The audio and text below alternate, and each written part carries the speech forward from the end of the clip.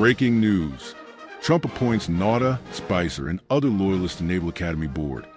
The Navy just got a little more loyal, in a move that has caused naval experts to question their entire life's work.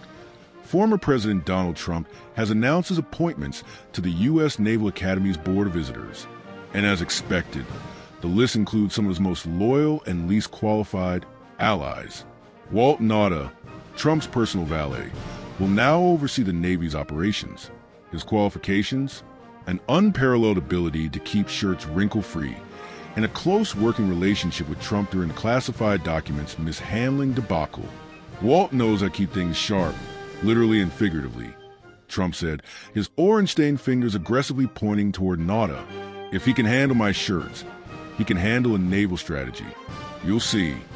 Next, Sean Spicer, the former press secretary known for his unparalleled ability to transform any situation into a positive narrative, will tackle managing the Navy's public perception.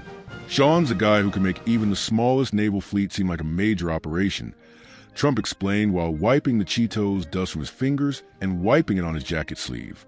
He's perfect for telling the story of the Navy's accomplishments, no matter how small they might be. Rudy Giuliani's rumored appointment as a strategic disaster management leader has raised some eyebrows. But Trump is confident. Rudy knows how to clean up a mess, Trump said with a wink. Whether it's a sinking ship or a legal crisis, no one can sweep things under the rug better than Rudy. Adding to the circus, Mark Meadows, the former White House chief of staff, will be the one to ensure that all communications within the Navy are, in Trump's words, on the same page, even if that page doesn't make a lot of sense. Meadows' role will likely involve getting everyone to buy into a unified, albeit occasionally contradictory, narrative. It's all about winning, Trump said, even if we have to make things look a little bit bigger than they actually are. While many critics are questioning the focus on loyalty over military expertise, Trump remains adamant that the new direction will make the Navy great again. We had plenty of great people on the board before, but now we're really bringing in the big guns, he said, adjusting his tie and pulling a Cheetos bag from his desk drawer. This Navy will be the best dressed, most loyal fleet the world has ever seen. Trust me, the rumors surrounding other potential appointees are causing chaos in Washington, with reports suggesting that Tom Fitton, a judicial watch, might take a seat, presumably to ensure that all documents related to military strategy are scrutinized for political advantage. A source close to the White House speculated that Fitton's job would involve ensuring that the Navy only conducts operations that can be broadcasted live, to keep the optics just right. Despite concerns about the Navy's ability to win wars under this new leadership, Trump's appointments have one thing going for them: loyalty. Critics are quick to point out that loyalty doesn't exactly correlate with military expertise, but Trump insists his appointments are the best way to boost morale and ship shape. Forget about tactics. Forget about strategy. The future of the Navy is all about loyalty, Trump said, his orange fingertips leaving a smudge on his documents as he passed them off to his loyal aides. When you've got the most loyal Navy, the rest will follow. And as for winning, we'll win in style. In fact, according to sources within the White House, Trump believed that the true secret to winning isn't just military might. It's about presenting the Navy as the most patriotic, most stylish, and most loyal fleet in the world. And if that involves a few extra wardrobe adjustments or a creative rebranding of naval operations, so be it. One Navy officer, speaking under the condition of anonymity, had this to say: "I'm not sure how folding shirts will help us win battles, but I'll definitely be watching Nauta's technique closely. If he can teach me how to fold my uniform that crisply, I'm on board." As for Trump's Cheeto-stained fingers, it's part of the process, said Trump, swiping his hands on his pants. You think a man who's made billions is going to miss out on a perfectly good snack because of some little thing like, well, my fingers? Believe me, folks, the world knows I love Cheetos. The Navy will love them, too. We'll have a fleet full of ships and snacks, ready to make America great again, one Cheeto at a time. In the end, one thing is clear. With loyalty, great optics, and some seriously stained fingers, the U.S. Navy might just be sailing into a new era, whether or not they have a clue how to steer.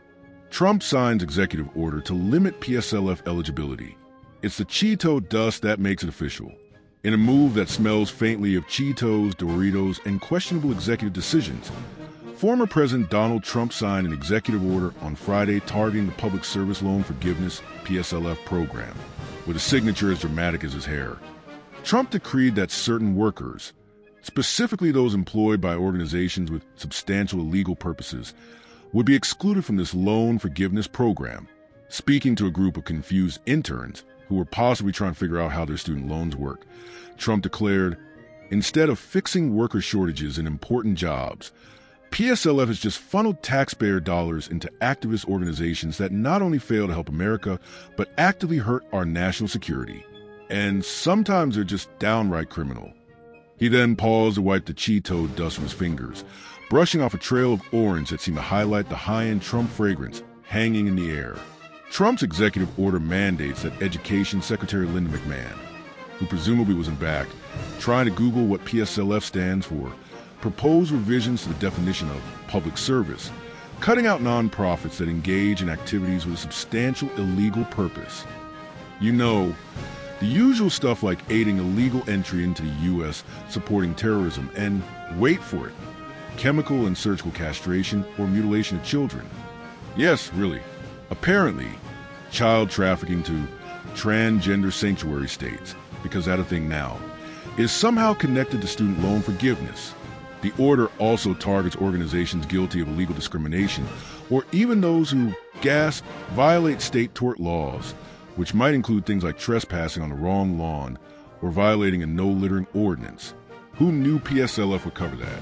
The PSLF program, originally created in 2007 under the Bush administration, promised to erase federal student loan debt after 10 years of working in government or nonprofit sectors.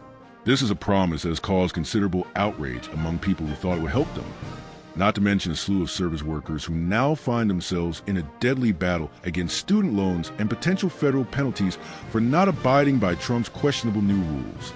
Though Trump proposed eliminating PSLF during his first term, he was shot down by Congress, which probably didn't like the idea of no one being able to pay back their loans. Now, with a puff of orange dust, he's back at it, targeting everything from immigration laws to disorderly conduct, to make sure no one gets a break unless they're working in Trump Tower or, perhaps, a Doritos factory. Will this order stand? Or will PSLF workers be left with even more loan debt? Only time and possibly some more Cheetos will tell. Well, that's all the misinformation we've got for today. Folks, if you enjoyed this deep dive into the wrong end of the pool, hit that like button so hard, even your ex would feel it. Don't forget to subscribe, ring the bell, because nothing says, "I have my life together," like notifications about things you don't need to know. Stay factually incorrect, and I'll see you next time. Unless I've accidentally got some facts right, then I'm out.